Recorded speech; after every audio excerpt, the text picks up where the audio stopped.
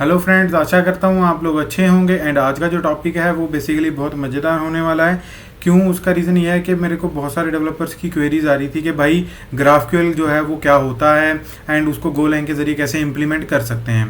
तो आज का जो वीडियो का टॉपिक है वो यही होने वाला है कि ग्राफक्यूएल को गोलैंग के अंदर कैसे इम्प्लीमेंट किया जाता है, कौन सी लाइब्रेरी है जो वो यूज़ की जाती है। एंड इसी के साथ मैं आप लोगों को कुछ क्रड ऑपरेशंस हैं जो वो भी ग्राफक्यूएल को यूज़ करके मैं यहाँ पे करके दिखाने वाला हूँ इन मेमोरी। ठीक है गाइस, तो वीडियो को एंड तक देख लेना ताकि आप लोग जो है समझ पाएँ कि जो ग्राफक्यूएल की इम्प्लीमेंटेशन है वो कैसे होती है। इसमें कुछ पेचीदा जो स्टेप्स हैं वो भी रहेंगे, वो आपको ध्यान देना पड़ेगा कि भी ये स्टेप्स हम फॉलो करेंगे तो ये होगा, अदरवाइज ये हो जाएगा। ठीक है गाइस, तो जो लोग वीडियो के ऊपर नए हैं तो वो चैनल को सब्सक्राइब कर लें, क्योंकि हम ये ऐसा कंटेंट डेली लाते हैं। एंड आप अगर अपनी नॉलेज को गेन करना चाहते हैं तो आपको सब्सक्राइब करना ही पड़ेगा। तो चलिए बढ़ते हैं टॉपिक की तरफ। अब पहले हम ये डिस्कस कर लेते हैं कि ग्राफक्यूएल होता क्या है। ये बेसिकली एक ओपन सोर्स क्वेरी लैंग्वेज है जो ये डिस्क्राइब करती है कि क्लाइंट को अगर डेटा चाहिए तो वो किस फॉर्मेट में जो है वो रिक्वेस्ट कर सकता है एपीआई को। ठीक है गाइस, तो ये ग्राफक्यूएल समझाता है, इसीलिए इसको क्या बोला जाता है, क्वेरी लैंग्वेज बोला जाता है। ये बेसिकली फेसबुक ने इसको इंटरनली यूज करना स्टार्ट कर दिया था, हो सकता है कि उन्होंने डेवलप किया हो। ठीक है, तो ये उन्होंने इंटरनली यूज करना स्टार्ट कर दिया था 2012 में। एंड 2015 में इसको क्या कर दिया था, ओपन सोर्स डिक्लेयर कर दिया था कि भाई अब आप इसको ओपन यूज कर सकते हो, किसी भी लैंग्वेज में यूज कर सकते हो, कोई दिक्कत वाली बात नहीं है। तो ये तो थी इसकी हिस्ट्री। अब हम देखते हैं कि गोलैंग के जरिए अब हम इसको कैसे इम्प्लीमेंट कर सकते हैं। तो इसके लिए आप लोगों को कुछ नहीं करना, ये लाइब्रेरी जो है वो यहाँ पे जो ये लाइब्रेरी है गोलैंग के अंदर, इसको हम यूज़ करेंगे। तो इसको यूज़ करने के लिए हम पहले एक गो मोड जो है वो फाइल मॉड्यूल फाइल है जो वो बना लेते हैं, लाइक गो मोड इनिट, उसके बाद गो गुरु, स्पेस नहीं देना मेरे को। ठीक है, तो यहाँ पे गो मोड फाइल जो है वो बन चुकी है। एंड उसके बाद मैं क्या कमांड चलाऊंगा, गो मोड आईडी, ताकि वो जो भी डिपेंडेंसी पैकेजेस हैं वो अपने पास ले आए एंड उसको ला के रख ले। तो यहाँ पे इसने जो ये ग्राफक्यूएल का जो लाइब्रेरी था वो लोकल पे ला के रख लिया एंड उसको अब हम यूज़ कर सकते हैं। तो इसी के साथ मैं एक कमांड चलाऊंगा जो कि ग्राफक्यूएल का प्री स्ट्रक्चर है जो वो बना के दे देगी। तो उसके लिए मेरे को क्या कमांड रन करनी पड़ेगी, गो रन। उसके बाद मेरे को ये पैकेज का नाम देना पड़ेगा, इतना जो पैकेज है ये यहाँ पे देना पड़ेगा। एंड इसी के साथ मैं क्या रन करूँगा, इनिट इनिशियलाइज। मैं यहाँ पे क्या बता रहा हूँ कि भाई ग्राफक्यूएल मेरा एक जो प्री स्ट्रक्चर तुम यूज़ करते हो वो यहाँ पे बना दो। तो यहाँ पे आप लोग देख सकते हैं इसने क्या कुछ किया, creating GraphQL generation .yml file, उसी के साथ ग्राफ के साथ स्कीमा जो आ चुके हैं वो भी आ गया है। उसी के साथ इसने server.go फाइल जो है वो अपने आप बना के दी, हमने कुछ नहीं किया, हमने सिर्फ कमांड चलाई हैं। तो अगर किसी को कमांड चाहिए होंगी तो गाइस टेंशन नहीं लेने का। ठीक है, मैं आप लोगों को इसका गिटहब जो है वो प्रोवाइड कर दूंगा, लिंक जो होगा मैं आपको डिस्क्रिप्शन में दे दूंगा, ताकि आप लोग जो हैं ईजिली इस कोड को एक्सेस कर पाएँ एंड देख पाएँ कि कौन कौन सी कमांड कब कब चलाई जाती है। ठीक है गाइस, तो अभी हम फोल्डर स्ट्रक्चर है वो देख लेते हैं कि क्या है। अभी आप लोग यहाँ पे देख सकते हैं server.go जो है यहाँ पे आ चुकी है। इसने क्या बनाया है, बेसिकली एक डिफ़ॉल्ट जो है इसका आप कह सकते हो एक यूआई है जो यहाँ इसने खुद प्रोवाइड कर दिया है। उसी के साथ साथ आप लोग ये भी देख सकते हो कि एक प्लेग्राउंड ये खुद प्रोवाइड करता है। एंड ये कुछ इसने बना के दिया है सर्वर साइड। ठीक है, तो इसको हमें देखने की नीड नहीं है अभी के लिए।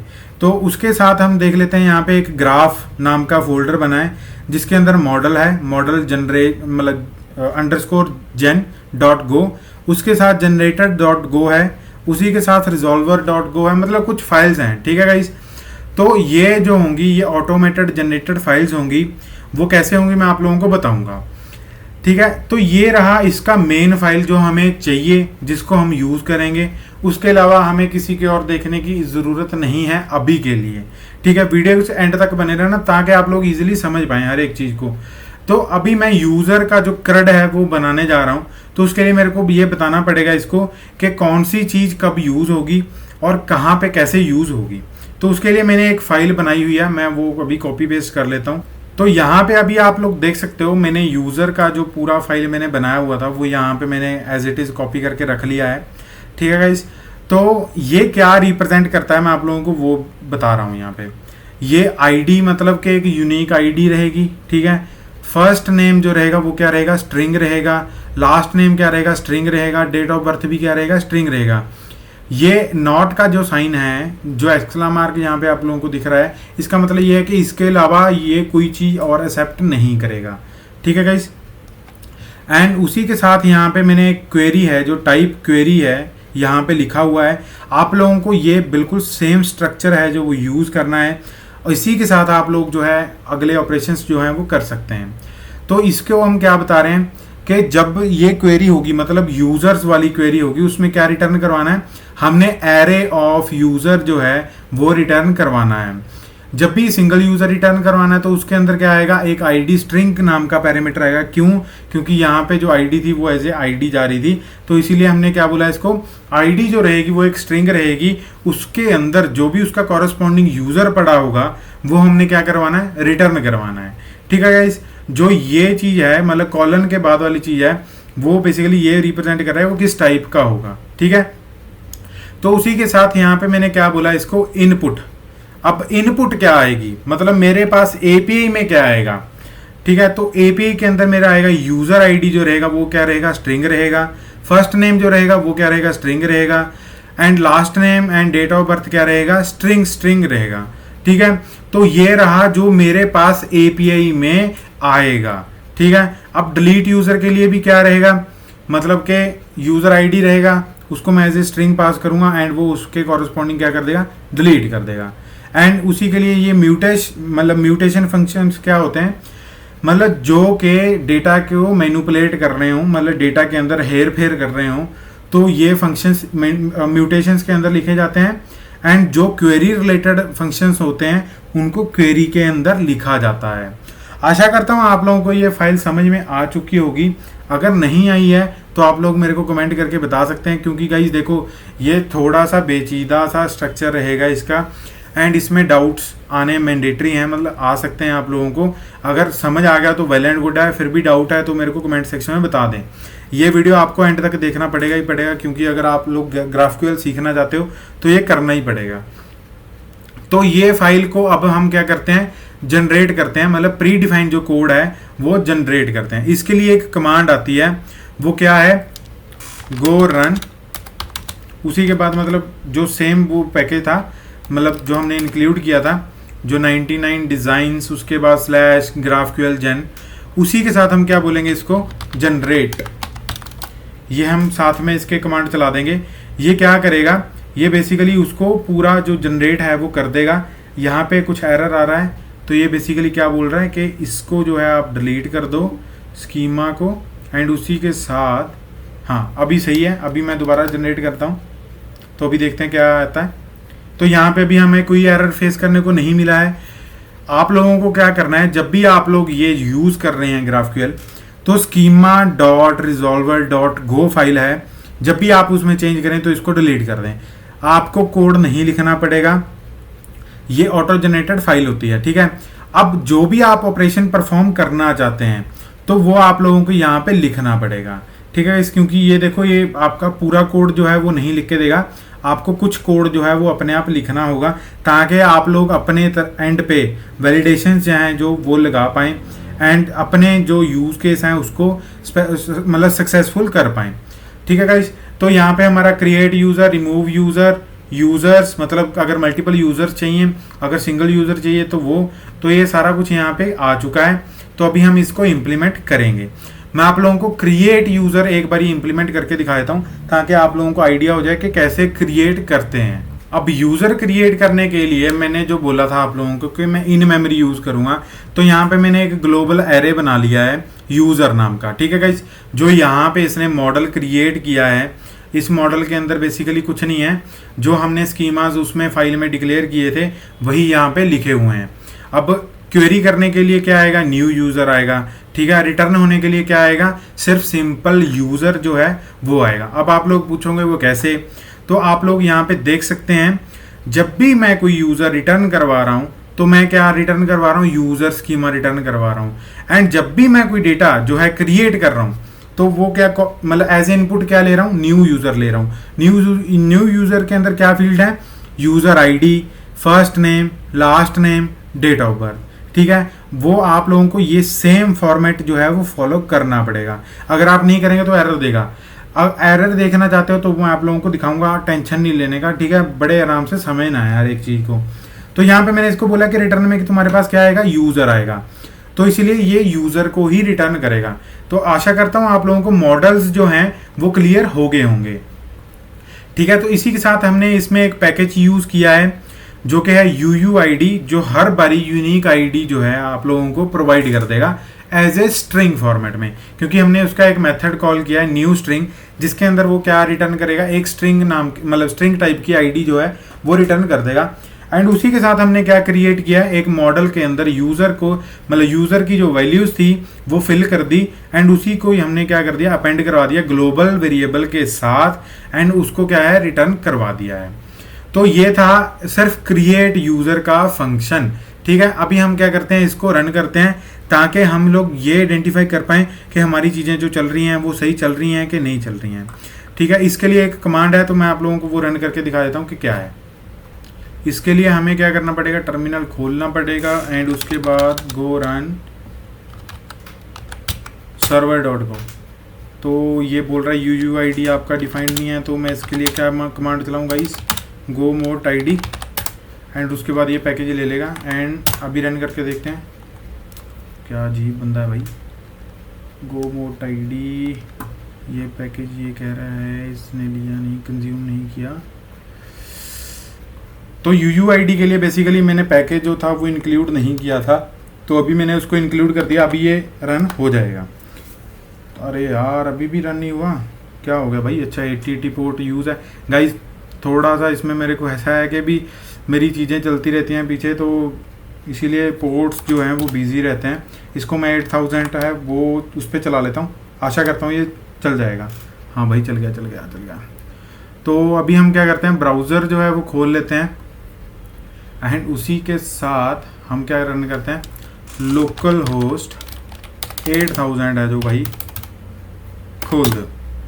तो वाह भी वाह, क्या मज़ेदार इसने मतलब देख सकते हो आप, इसने कितना अच्छा जो ग्राफिकल इंटरफेस है जो हमें प्रोवाइड किया है, एंड उसके अंदर हम जो है अपनी चीज़ों को इम्प्लीमेंट कर सकते हैं। मतलब यार मतलब मेरे को देख के मेरा दिल खुश हो गया इसको। ठीक है, अभी हम ये भी देख सकते हैं कि म्यूटेशन फंक्शंस कौन से हैं एंड क्वेरी वाले फंक्शंस कौन से हैं। ये यहाँ पे एक छोटा सा डॉक, आपको बड़ा ही प्यारा सा डॉक जो है वो आपको बना के देता है। मैं ये बड़ा कर देता हूँ ताकि आप लोग हैं जो इजीली देख पाएँ, ज़्यादा ही बड़ा हो गया था ना। तो ये देख सकते हैं आप यहाँ पे ये डॉक्स हैं इतने कितने अच्छे से बना के दिया है। ठीक है, भी म्यूटेशन एंड क्वेरी के लिए आप क्या यूज़ कर सकते हो, मतलब कौन कौन से फंक्शन है बेसिकली इसने हम लोगों को बिल्कुल सही बताया है। जो create user and remove user है वो म्यूटेशन फंक्शंस हैं, क्यों, क्योंकि वो डेटा के साथ हेरा फेरी कर रहे हैं। एंड इसी के साथ अगर हम देखें क्वेरी वाले कौन से हैं, यूज़र्स मतलब मल्टीपल यूज़र्स गेट करने के लिए हमें क्या मतलब कौन सा फंक्शन है, एंड सिंगल यूज़र फेच करने के लिए कौन सा फंक्शन है। ठीक है, तो हम म्यूटेशन वाला है जो वो यूज़ करेंगे, क्रिएट मतलब जो क्रिएट यूज़र है हमने वही इंप्लीमेंट किया था तो वही यूज़ करेंगे। ठीक है गाइस, तो इसका एक फॉर्मेट आता है, आप लोगों को वो लिखना पड़ेगा, क्योंकि भाई देखो ये GraphQL है। ठीक है, ये थोड़ी सी तो दिक्कत करेगा बट ज़्यादा नहीं करेगा, मैं ये आप लोगों को प्रॉमिस करता हूँ। ठीक है, तो अब आप लोगों को ये भी पता चल गया होगा कि डॉक्स कहाँ से आपको लेने हैं, तो मैं रिक्वेस्ट जो है वो बना लेता हूँ। तो क्रिएट यूज़र वाला जो फंक्शन था वो म्यूटेशन फंक्शन था, एंड इसी के साथ मैं इसको लिखूँगा क्रिएट यूज़र, एंड उसके अंदर एक वेरिएबल मतलब आएगा, मतलब एक डेटा पेलोड आएगा, वो किस टाइप का होगा, न्यू यूज़र टाइप का होगा। देखें ये थोड़ी सी इंटेलिजेंस ही जो है ये प्रोवाइड कर रहा है, मतलब कि खुद बता रहा है कि भाई ये तो नहीं था, ये तो नहीं था, तो ऐसे ही ये प्रोवाइड करता है। जैसे आप लोग देख सकते हैं क्रिएट यूज़र। ठीक है, तो ये एज ए इनपुट क्या लेगा, इनपुट यहाँ पे इसको लिखना पड़ेगा इनपुट, एंड ये क्या इनपुट लेगा हमारा $यूज़र। हमने यहाँ पे $यूज़र क्यों लिखा, क्योंकि वो किस टाइप का है, न्यू यूज़र टाइप का है। यहाँ पे आप लोग देख सकते हैं वो किस टाइप का है, न्यू यूज़र टाइप का है। ठीक है, तो यहाँ पे हमें क्या देना पड़ेगा, उसको बताना पड़ेगा कि आईडी आएगी, आईडी के साथ तुम्हारे पास क्या आएगा, फर्स्ट नेम आएगा, उसके साथ क्या आएगा, लास्ट नेम आएगा, एंड लास्ट में क्या आएगा, DOB मतलब डेट ऑफ बर्थ है जो वो आएगा। मतलब ये क्या है, एक हमारा म्यूटेशन फंक्शन है एंड उसके अंदर ये चीज़ें हम जो है वो पास करेंगे एज एन इनपुट। ओके, उसी के साथ आप लोगों को यहाँ पे वो वैल्यूज़ हैं जो वो पास करनी पड़ेंगी, एक्चुअल वैल्यूज़ जो हैं वो पास करनी पड़ेंगी। तो हमने यहाँ पे क्या करना है, यूज़र लिखना है। यूज़र लिखने के बाद इसके अंदर जो वैल्यूज़ हैं वो पास करनी है। वो कैसे पास करनी है, यूज़र ID। अब ID क्या है, मान लो यहाँ पे मैं 1 लिख देता हूँ एंड उसी के साथ मैंने यहाँ पे इसको कॉमा दिया फर्स्ट नेम। ठीक है, फर्स्ट नेम मैं लिख देता हूँ यहाँ पे गुरुजी एंड उसके बाद लास्ट नेम है जो क्या है, यहाँ पे लिख देता हूँ गुरुजी एंड लास्ट जो है वो क्या है, DOB। मेरी असली डेट ऑफ बर्थ नहीं लिखूँगा मैं यहाँ पे, हम यहाँ पे कुछ भी रैंडम एक स्ट्रिंग दे देते हैं। ठीक है, अभी के लिए तो आप लोगों को कुछ ऐसा पेलोड है जो वो बनाना पड़ेगा यूज़र को रजिस्टर करने के लिए। ठीक है, अब ये है तो देखो सिंटैक्स बेस्ड, मैंने पहले ही बोला आप लोगों को ये क्वेरी लैंग्वेज है। ठीक है, तो आप लोगों को ये लिखना पड़ेगा ही पड़ेगा गाइज, अगर आप GraphQL के साथ पंगा ले रहे हो। ठीक है, वो आपको थोड़ा सा तो परेशान करेगा ही करेगा। अब इसको हम रिक्वेस्ट मारने के लिए, मतलब रिक्वेस्ट जो कोड की तरफ है उसको एग्जीक्यूट करने के लिए यहाँ पे एक एग्जीक्यूट क्वेरी नाम का मतलब एक बटन दिया हुआ है। इसको जैसे ही हम क्लिक करेंगे तो आप लोग देख सकते हैं यहाँ पे इसने जो डेटा है वो क्रिएट कर दिया है। क्या कि ID है जो वो ये है एंड जो फर्स्ट नेम है वो ये आपका ये स्टोर हुआ था एंड लास्ट नेम ये हुआ था। एंड कई लोगों के मन में अभी ख्याल आ रहा होगा कि डेट ऑफ बर्थ तो दिखी नहीं भाई। ठीक है, तो मतलब ये क्या होगा, तो गाइस कोई दिक्कत वाली बात नहीं है, मैं आप लोगों को यहाँ पे दिखा देता हूँ कि डेट ऑफ बर्थ क्यों नहीं दिखा। तो यहाँ पे हम अपनी रिजॉल्वर फाइल में जो है वो आ जाते हैं। इसमें हम देख सकते हैं यूज़र जो है हमने यूज़र के अंदर डाला एंड यूज़र को ही रिटर्न करवा दिया। अब यूज़र के अंदर एक्चुअल में क्या आ रहा है, तो उसके अंदर आ रहा है UUID वैल्यू। ठीक है, फर्स्ट नेम आ रहा है एंड जो लास्ट नेम है वो आ रहा है। इसमें डेट ऑफ बर्थ तो आई ही नहीं, हमने असाइन ही नहीं करवाई, तो वो रिटर्न कहाँ से होगी और वो दिखेगी कैसे आप लोगों को। आप लोगों को यहाँ पे असाइन करवानी पड़ेगी, देन आप लोग वहाँ पे देख सकते हो। अब कई लोगों के मन में ये भी सवाल होगा कि भाई हमने तो यूज़र ID दी थी, अब ये UUID कहाँ से आ गई, मतलब ये एक रैंडम स्ट्रिंग है जो यहाँ पे वो कैसे आ गई, तो इसका क्या मतलब हुआ। तो गाइज ये कुछ नहीं है, ये इसीलिए यहाँ पे आई है क्योंकि हमने यहाँ पे UUID जो है वो यहाँ पे ले रखी थी, इसीलिए हमने इसी वैल्यू को यहाँ पे असाइन करवा दिया। एंड इसका एक लॉग भी क्रिएट हुआ है यहाँ पे, जो कि आप लोग यहाँ पे देख सकते हो, क्रिएट अ न्यू यूज़र। अब जो लोग ID देखना चाहते हैं मैं उनके लिए यहाँ पे लॉग प्रिंट है जो वो करवा देता हूँ UUID, ताकि वो वैल्यू जो है वो मैच करके देख पाएँ। एंड इसी के साथ मैं आप लोगों को जो डेट ऑफ बर्थ है वो भी दिखा देता हूँ कि कैसे डेट ऑफ बर्थ आ रही है। Input dot date of birth, ठीक है, जो हमने पास किया क्या वो यहाँ पे आ रही है कोड में कि नहीं आ रही। इसके लिए हमें क्या करना पड़ेगा, एप्लीकेशन को रीस्टार्ट करना पड़ेगा। तो यहाँ पे एप्लीकेशन जो है वो रीस्टार्ट हो चुकी है एंड मैं सेम क्वेरी को हिट मारूंगा एंड उसके बाद आप लोग देख सकते हो रिजल्ट तो सेम आया, मतलब डेटा है जो हमारा सक्सेसफुली प्रिंट हो चुका है। एंड इसी के साथ आप लोग देख सकते हैं ID क्या आई, मतलब लास्ट के 4 अक्षर हम जो पढ़ लेते हैं 248। यहाँ पे क्या है 248, क्या गुरुजी सही हैं? हाँ जी सही हैं, ठीक है। और डेट ऑफ बर्थ हमने जो पास की थी 799, मतलब 7979, ठीक है। तो क्या वही यहाँ पे हमने पास किया था? हाँ जी वही पास किया था। तो क्या आप गुरुजी सही हैं? हाँ जी सही हैं। तो आशा करता हूँ आप लोगों को जो GraphQL की इम्प्लीमेंटेशन है वो समझ में आ चुकी होगी। गाइस मैं समझता हूँ आपकी फीलिंग्स को, बड़ी ही मतलब परेशानी वाली बात है GraphQL को इम्प्लीमेंट करना एंड उसको मतलब एक अच्छे तरीके से सिंटैक्स बेस्ड बनाना, ठीक है। मतलब सही नहीं है, मतलब मुश्किल है थोड़ा सा, बट मैंने बहुत ही सिंपल भाषा में आप लोगों को बताया है। एक ऑपरेशन है जो आप लोगों को करके दिखाया है, ठीक है। अब मैं आप लोगों से एक रिक्वेस्ट करता हूं कि बाकी के जो ऑपरेशन है, रिमूव यूज़र, बाकी जो fetch user, single user fetch करना, ये आप लोग खुद इम्प्लीमेंट करें ताकि आप लोग जो हैं इसकी अगर इम्प्लीमेंटेशन करेंगे तो अच्छे से समझ पाएंगे। अगर सारा कुछ मैं करके दे दूंगा तो आप लोग कुछ नहीं कर पाएंगे, क्योंकि आप लोगों को यही रिलायबिलिटी रहेगी कि भाई मैं तो उसी बंदे का पढ़ूंगा एंड वही जो करके देगा वही करके देगा, मैं कुछ नहीं करूंगा। तो इसीलिए मैं चाहता हूं कि आप लोग कोशिश करें। अगर आप लोगों को कोई डाउट आता है तो कोई दिक्कत वाली बात नहीं है, आप गिट पे भी अलग ब्रांच बना के उस कोड को पुश कर सकते हैं। आप कमेंट करके बोल सकते हैं कि भाई मेरा कोड देख लो एंड उसमें अगर कोई प्रॉब्लम है तो आप सही करके दे दें। अगर आप लोगों को यही कोड बेस जिन के यूजिंग जिन फ्रेमवर्क चाहिए तो मेरे को वो भी आप लोग कमेंट सेक्शन में बताएं, ताकि मैं इसको आप लोगों के लिए जिन के साथ इंप्लीमेंट करके जो है आप लोगों को दे दूं। ठीक है, एंड उसी के साथ वीडियो को लाइक कर दें, चैनल को सब्सक्राइब कर दें, अपना प्यार ऐसे ही बांटते रहें। Thank you for watching video.